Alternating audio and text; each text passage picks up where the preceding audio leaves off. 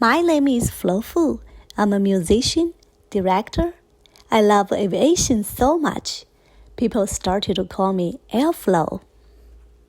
Think of this tour as an interactive flying memorial for World War II veterans. So we take these World War II bomber and fighter aircraft and we fly them around the country in this magnificent tour where people have a chance to tour through and fly in these World War II aircraft.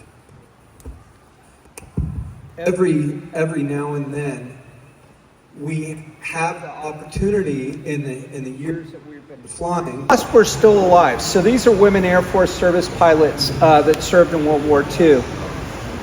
Most of them were in their 80s and 90s when they would come out and visit us in the planes.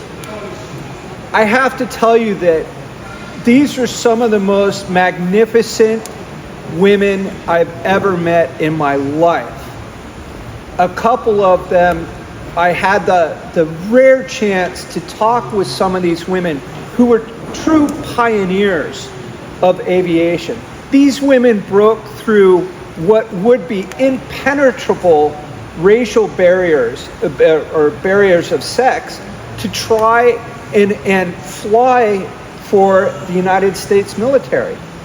You keep in mind, they couldn't do that before WASP came around. And I remember a couple of the WASP telling me stories of the challenges that they had to go through in being able to fly military aircraft. One of the stories was that one of their jobs, which Peg, you'll probably touch on a little bit, was target towing. So the women Air Force service pilots would get in a plane like the L5 you see back there, and they would pull a giant banner. You know those banners that you see over the beaches that go flying by at planes pulling them? Yeah. Think of that with a big target on it. And that's how the military would train their anti-aircraft gunners, is by shooting at this target that was behind a plane.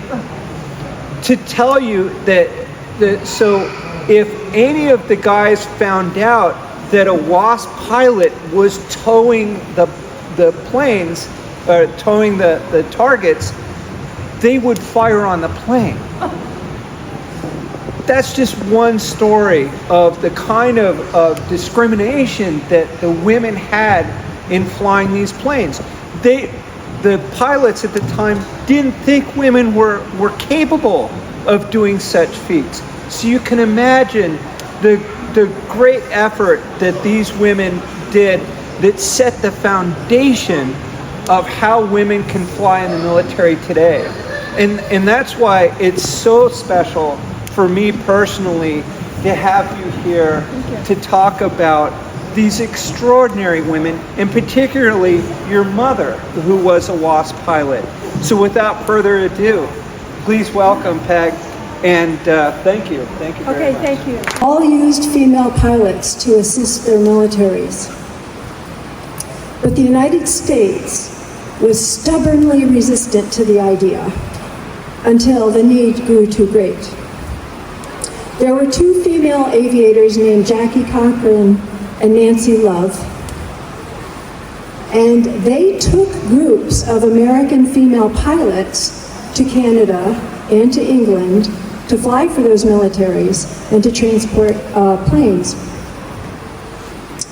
So their programs were called the WAFs, or the Women Auxiliary Ferry Squadron, and the WOFTIDs, which were the Women's Flying Training Detachment.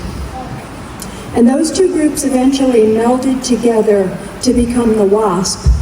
And both of those women managed the WASP program, but they always saw each other as competitors, and they never resolved their differences, and they never became friends. So my mother, Ruth Franckling, grew up in Woodstock, New York. And in 1940, she was 21 years old, and at the little airport in Kingston, she earned her pilot's license. Within months, she was the first woman in Ulster County to become commercially rated, and then she became a flight instructor at that airport. So Francis Hasbrook owned that airport, but they also owned another one in Sanford, Florida. So every fall, the instructors would take the aircraft down to Florida and instruct through the winter, and then in the spring, just like migrating songbirds, they would fly the planes north again and instruct through the summer. It was a very good business model.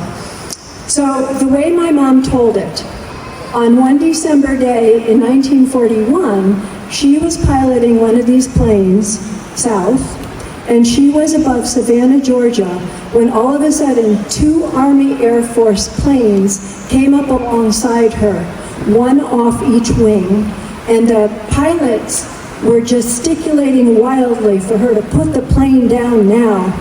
So she did, and she was escorted to the base commander's office, and there she discovered and was told that Pearl Harbor had just been attacked, all private planes were grounded, and the United States was officially joining World War II.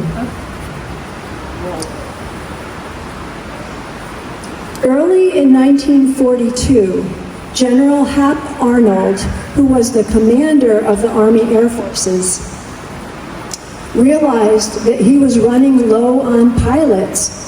Losses were very heavy in the battlefronts, and he knew that to win the war, the United States needed planes that were faster, lighter, and more efficient. So production ramped up, and all around the country, factories went into overdrive. Bell Aircraft was producing P-39 Air Cobra and P-63 King Cobra pursuit planes in Niagara Falls, as well as B-27 Super Fortress bombers in Marietta, Georgia. Boeing was producing bombers in Seattle and Wichita. Curtiss Wright was in Buffalo, Columbus, and St. Louis, Missouri. Douglas was on the West Coast. Goodyear, Grumman, Lockheed, Martin, Northrop, Pratt Whitney, and Beech were producing aircraft around the country. North American was in Kansas City and Dallas, Texas, and Inglewood, California, where they were producing the most agile and speediest pursuit plane of all, the P-51 Mustang. And that became an important and sentimental icon in our family because it was Mom's favorite plane to fly. From 1942 to 1944, over 300,000 planes of more than 75 different kinds were built across the U.S., and they all had to get from the factories to the air bases where they would be flown into combat. And it was at this time that General Arnold agreed to the formation of the Women Air Force Service Pilots, or the WASP. My sister's here today, and our mom was one of the first women to join. Most of them were single, but some of them were married. They came from varied backgrounds. Some of them were wealthy socialites, and others, like our mother, could barely scrape together enough money for flying lessons. Some of them had been air racers. Some were flight instructors, crop dusters. Some delivered the mail, and some of them were stunt pilots. And despite their varied backgrounds, they all shared an intense love of flying that superseded everything else in their lives.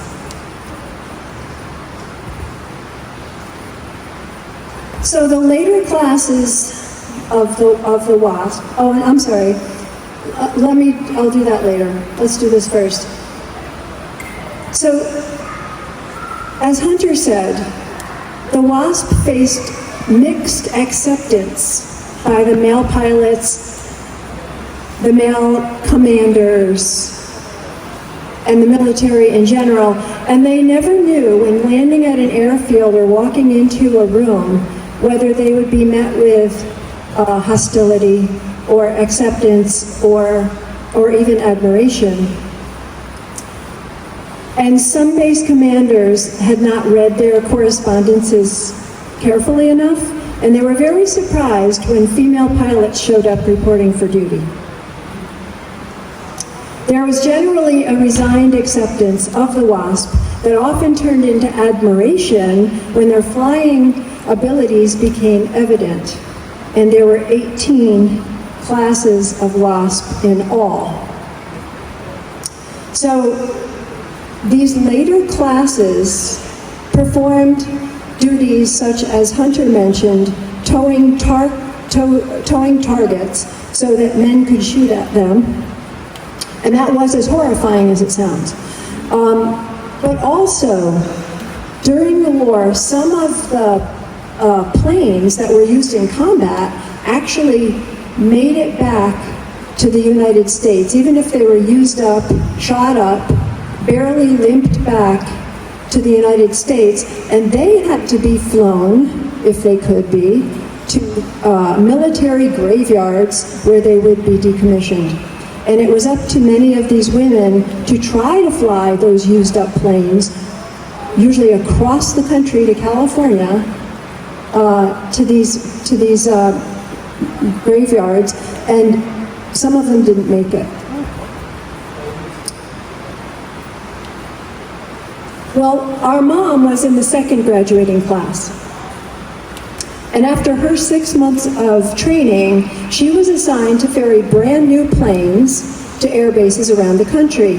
And these women had to know how to fly several different kinds of planes. Now, when the men took them overseas, a pilot would be assigned one plane that he had to learn how to fly.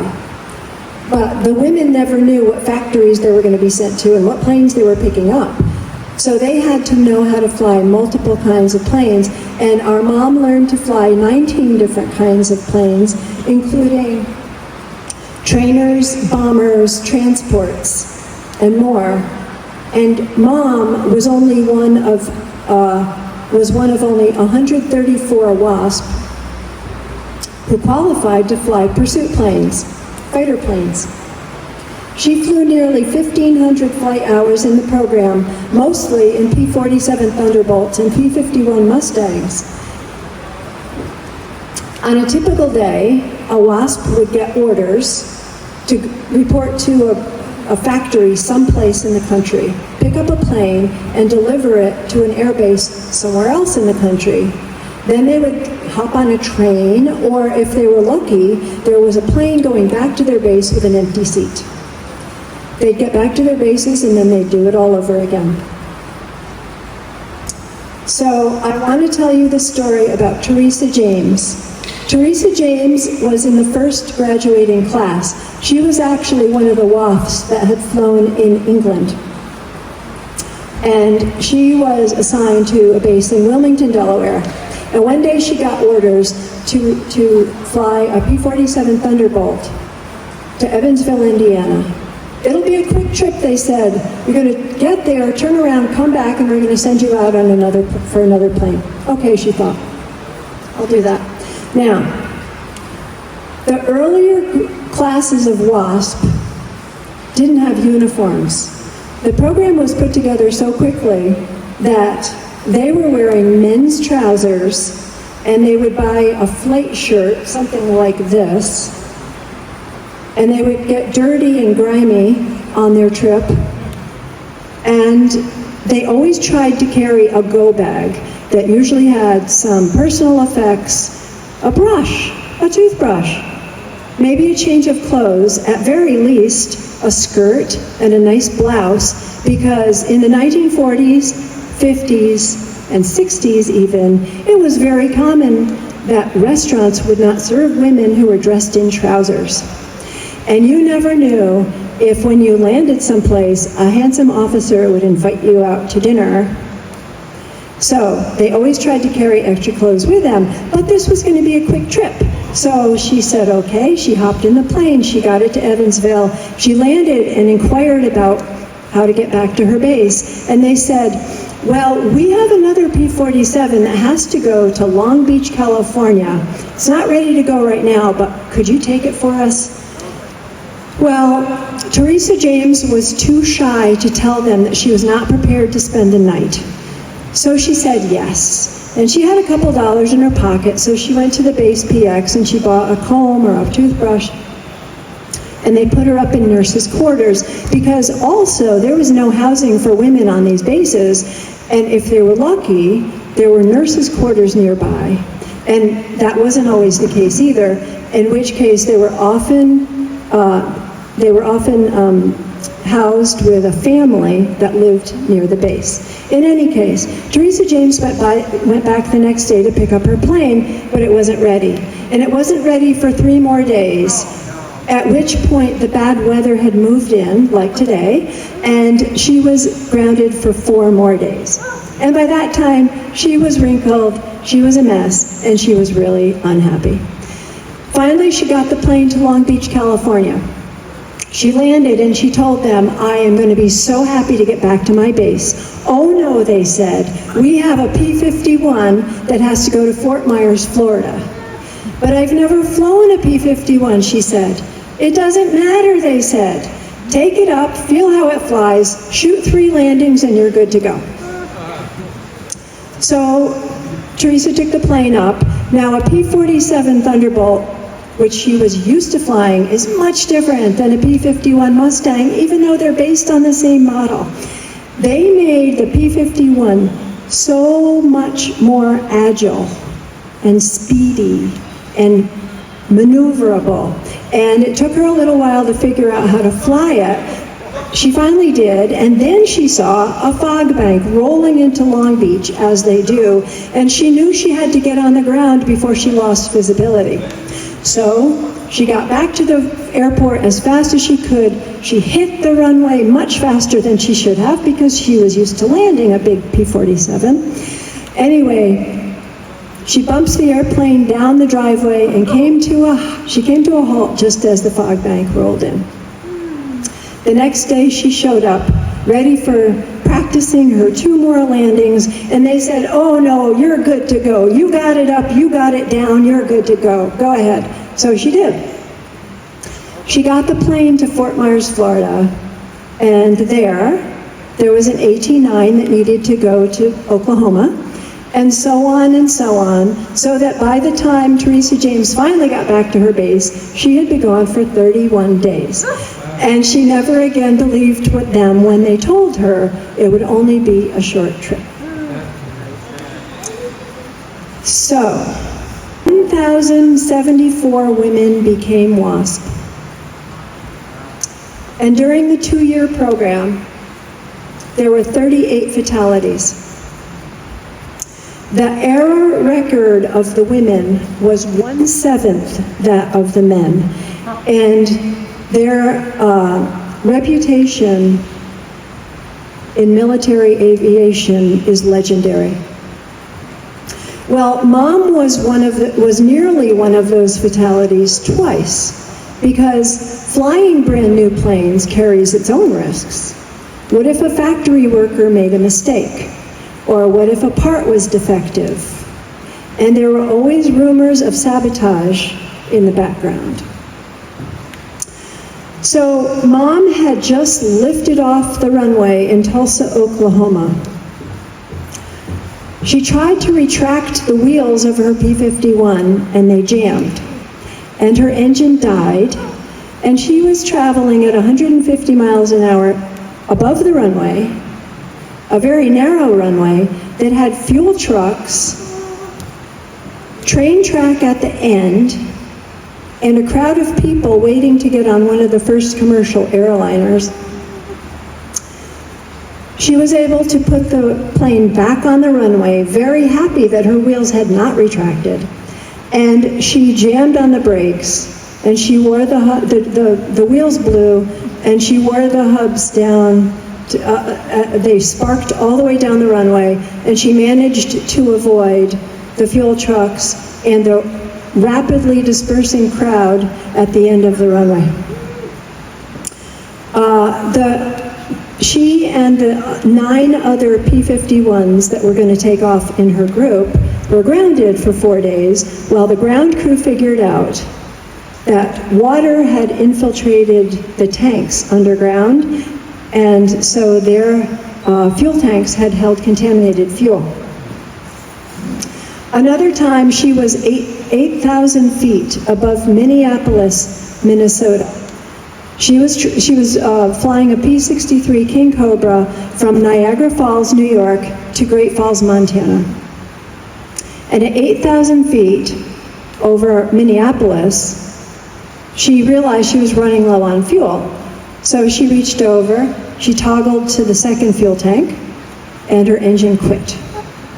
So she had to figure out, in the space of a nanosecond, what happened and how to fix it. So she realized, of course, the fuel line, something's wrong. She switched back to the main tank, and then she did the only thing she could possibly do, which was put the plane into a nosedive, hoping that the propeller would turn fast enough to restart the engine.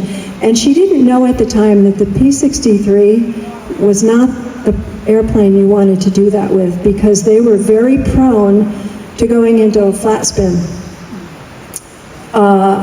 Well, obviously she was successful, because here I am. She flew on to Fargo, North Dakota, and put down at one of the airfields there, and the mechanic on the ground discovered that one of the factory workers had neglected to remove a small plug in the tube, the fuel line to the second tank. He removed it, she went on her way, and she delivered her plane. But I do want to tell you about Hazel Lee. So Hazel was the 31-year-old. She was the oldest of all of the WASP when she joined, and she had many years of flight experience before she joined.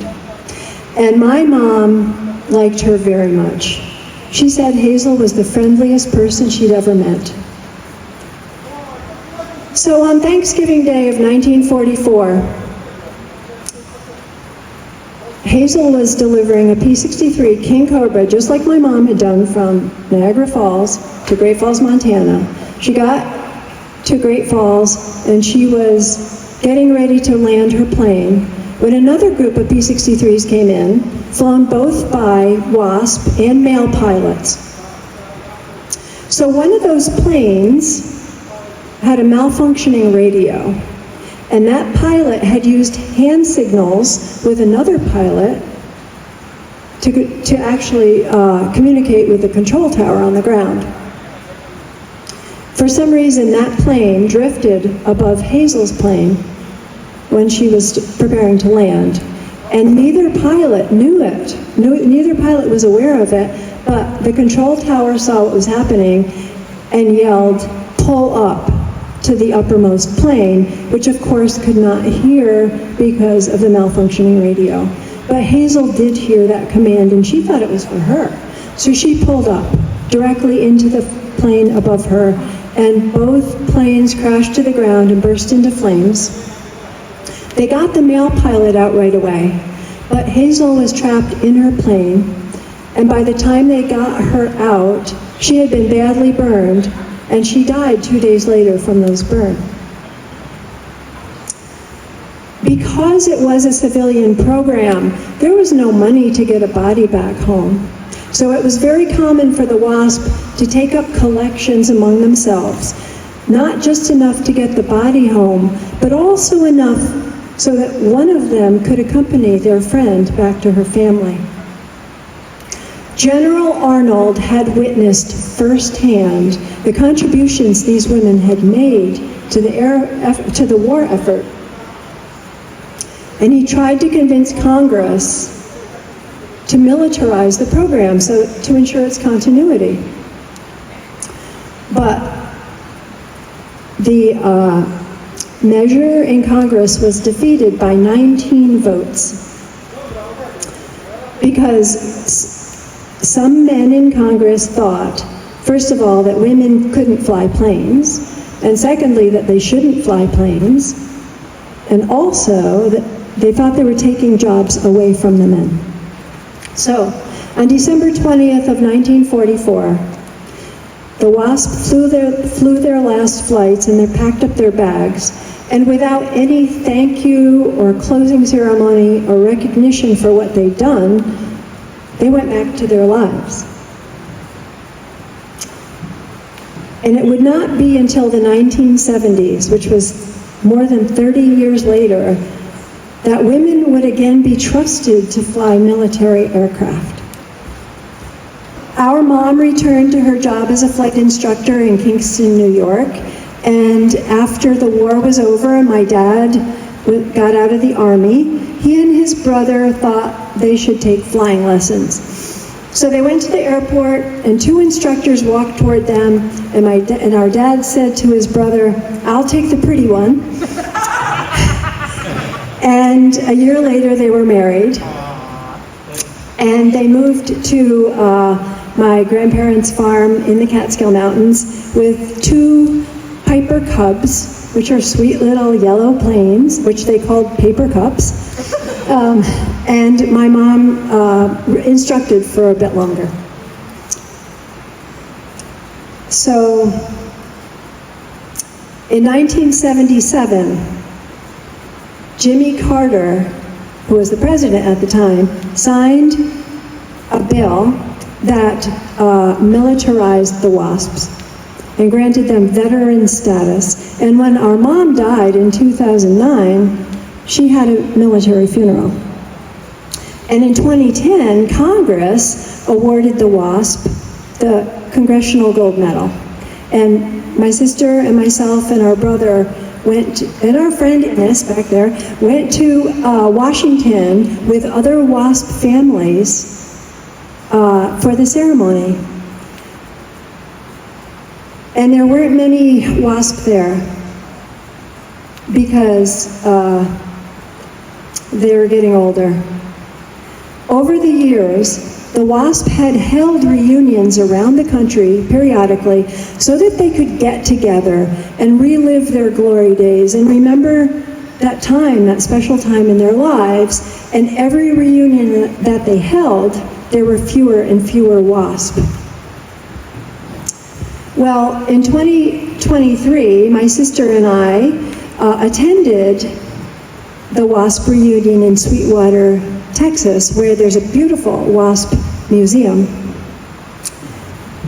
And that's where Mom had graduated from 80 years earlier. And that was the first reunion when no WASP was there to attend. There are 2 or 3 left, and they're all in their hundreds, of course. But WASP family members do attend. And we are all connected to each other because our mothers, aunts, grandmothers, great-grandmothers were all built from the same cloth, right? And they were all independent, intelligent, often feisty and funny and adventuresome women who defied the norms and expectations and often the men in their families just to do this thing, this amazing thing. So, I wrote this book, Silver Dollar Girls, to tell some of my mom's stories. I wrote it as a historical novel set in my parents' farm in the Catskills. And I wrote it from the perspective of a young woman who slowly learns the history of her great-grandmother. Our mom's stories are woven throughout this book, and they are true. And I'm very sorry for my shameless merchandising, but I do have copies of this book for sale, and they're $15 each, and I'm very happy to sign them afterwards. But it's not about the book. It's about keeping this story alive.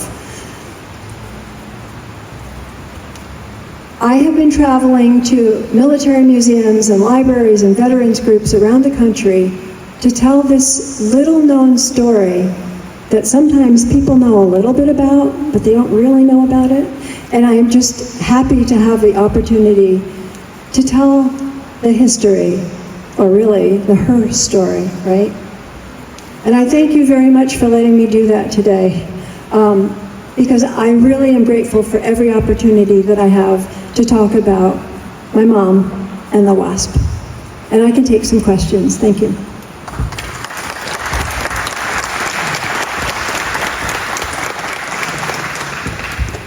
Right here? Yep, Yeah. Ruth Franckling. Yeah. And her graduation ceremony.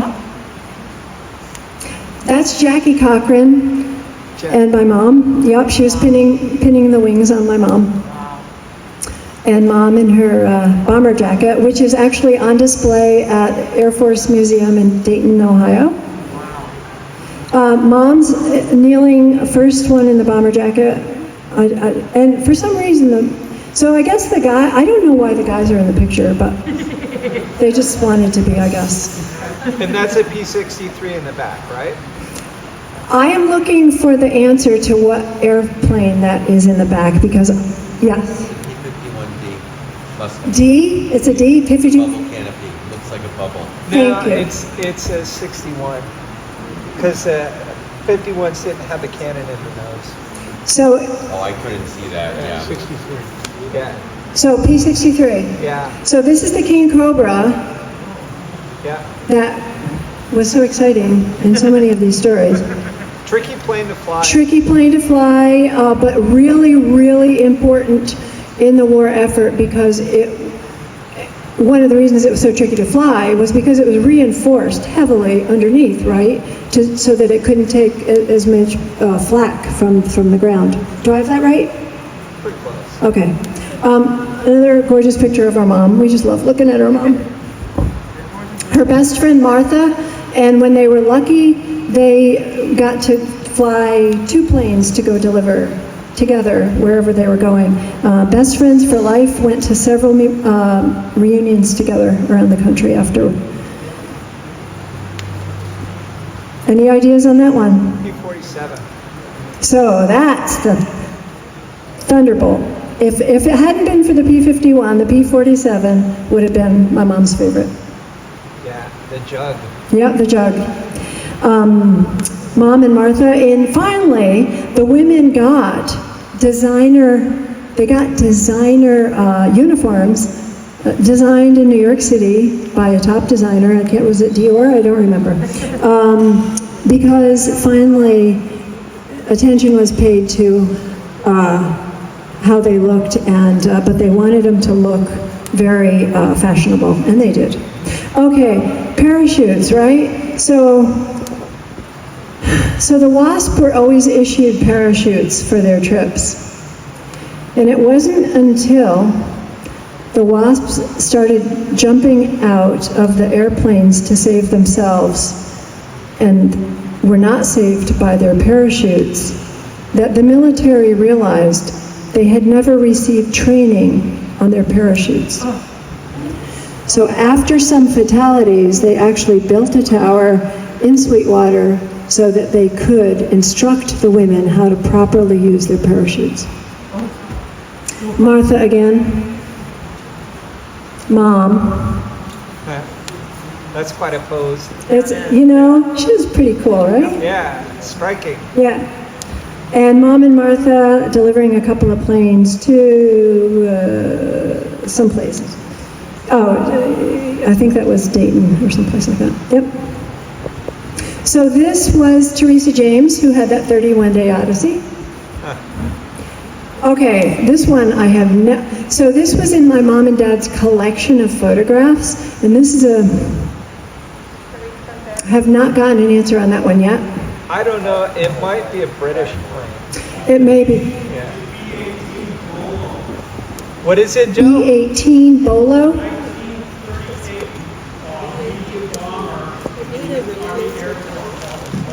And do you know where it was manufactured? Curtis. Okay. Thank you. I didn't take notes. Tomorrow I'm gonna, I have to write this down. Thank you. Yeah, good job on that, Joe. Okay, this was Hazel Lee. She was the Chinese American who is the last to die, or one of the last WASP to die on duty. And she was a pistol. She would, before the women took off in their planes, she would take red lipstick and she would write the Chinese characters for the woman's name who was piloting the plane. She landed. She had a mishap one time in training. She ended up in a farmer's field in Texas because she had to land in his field. And she had her Chinese name written on her tail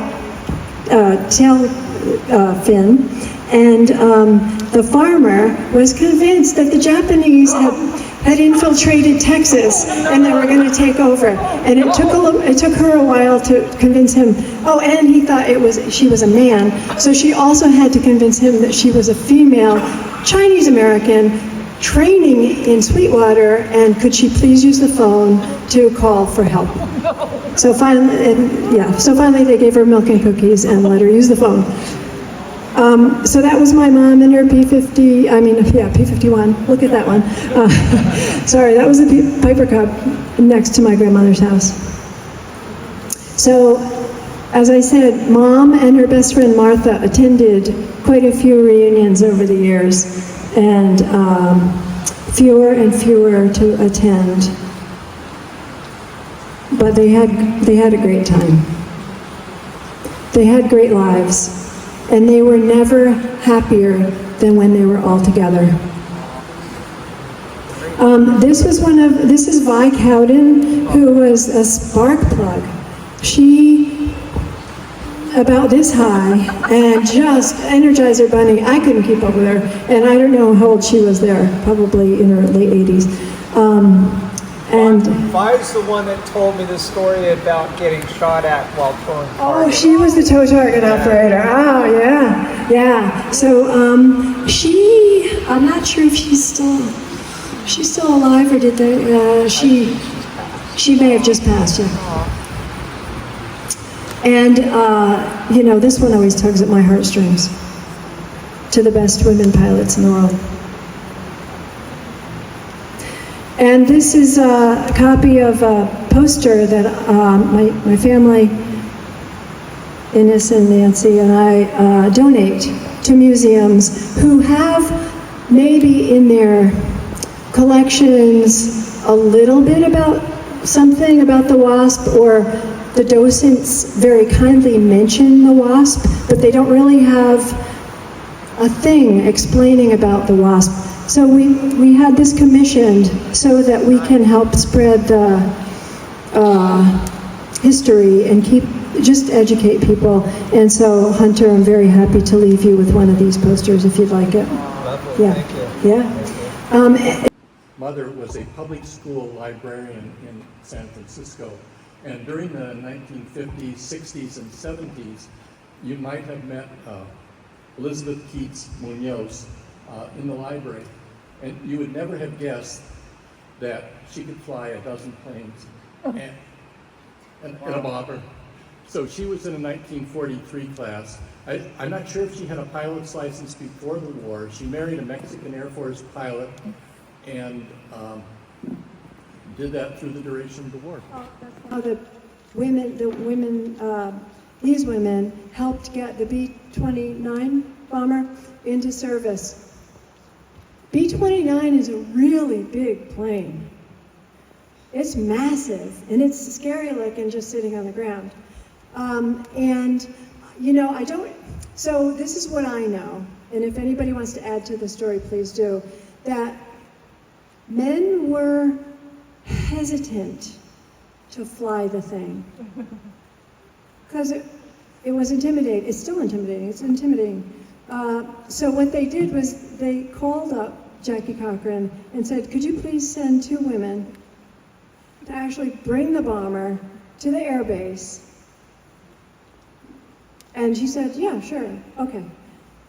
So and I don't know the names of the WASP who did that, but anyway, they delivered the B-29 to the air base, and out of the bomber comes 2 women pilots, and the men who were all lined up on the ground because the commanding officer said, I want you all to watch this, saw 2 women get out after flying and landing this thing, and then he kind of looked at the guys like, you're not telling me anything now that you're not getting in this airplane, and so they did, right?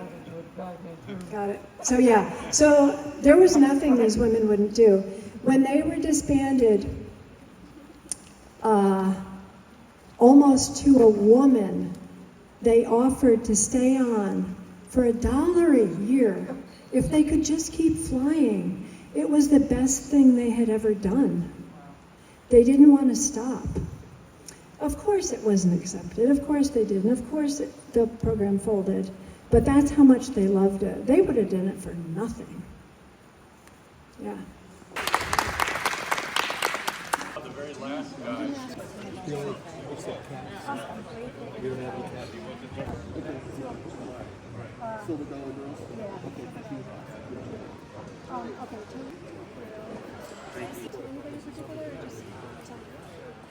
Well, I'm going to get my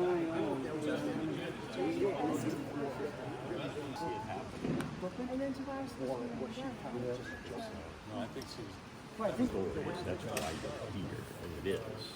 So was you, where you grew up, is that near Woody story Close? about that, yes. Yeah. Thank you so much. Thank you. Okay, I'll have one, please. Okay, and Just, well, write it to Terry and Gail, because when I'm done with them, I'm giving it to my sister. thank you. Yeah, And please she's gonna spread give the it to her books around. daughters. Yes, that's perfect. Yeah. So TERO. T-E-R-O. Bill Rose. Volunteer. Yep. Nice to meet you. Did Same you write here. the book? Or Well, you're just I'm gonna say I'm just hi? standing here. No, No, please I get didn't- 2 books. 2 books. You would like to, okay. Yes. Do you want me to write them out to someone in particular? Yes. Kent. Kent. Kent, thank you for being my chauffeur today. There you go. I'm kidding. I'm joking. It was a pleasure to help you out here, you know.